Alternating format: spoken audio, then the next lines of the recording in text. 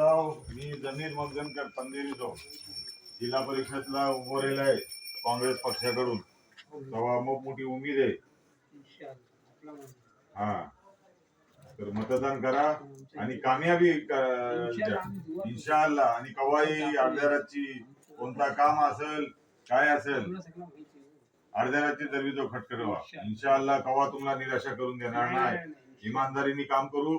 जनतेची सेवा करण्याचा मौका मिळालाय आणि तो मोक्याचा सोना करा. ठीक आहे. जजाकल्ला खैर. होते मगजनकर जनाब दुआ करा की दोघा जणांनी दुआ करा. येतो नमाजाला येतो.